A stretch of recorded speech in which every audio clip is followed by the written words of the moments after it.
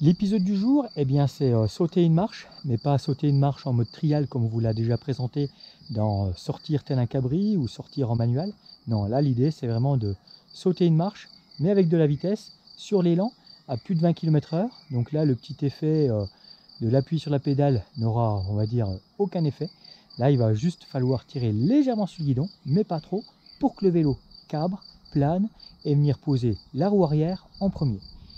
Si vous ne tirez pas sur votre guidon, le risque c'est que votre vélo parte à l'horizontale, voire pique de l'avant. Et là, mieux vaut avoir des bons avant-bras et une bonne suspension si vous ne voulez pas faire la pirouette. Le gros avantage, encore une fois, c'est que la meilleure des suspensions, ça reste nos jambes. Donc en venant poser la roue arrière en premier et en utilisant toute la souplesse de nos jambes, c'est là où vous serez le plus serein et le plus safe en termes de sécurité.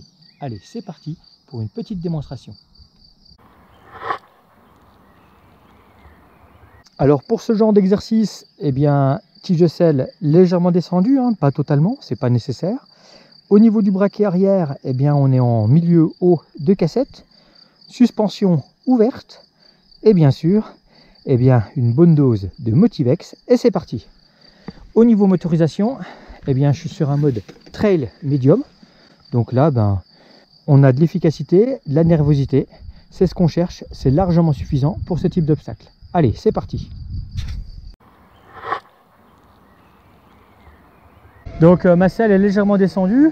Là, je suis sur une petite vitesse, donc la technique serait la même. C'est vraiment le coup de pédale, je tire sur mon guidon. Mais là, l'idée, c'est vraiment de vous montrer comment passer plus vite. Donc on va prendre de l'élan dans la rue pour arriver à une vraie vitesse. On a des vélos qui peuvent rouler à 25 km/h. Donc voilà, là je suis à 24 km/h. J'arrive face à l'obstacle, je tire sur mon guidon.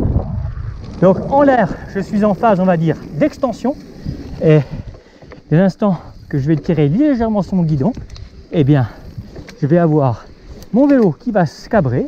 Et là, il n'y aura plus qu'à, on va dire, venir poser la roue arrière, amortir avec les jambes, et ensuite de venir poser l'avant. C'est évident que si vous ne tirez pas sur votre guidon, sur ce type d'obstacle qui ne passe pas au roulant, là, si vous plongez de l'avant, bonjour la pirouette. L'intérêt de maîtriser cette technique, c'est que si on se retrouve, on va dire, face à un obstacle, qu'on a juste le temps de réagir, on va pouvoir passer et surtout passer avec assurance et sécurité.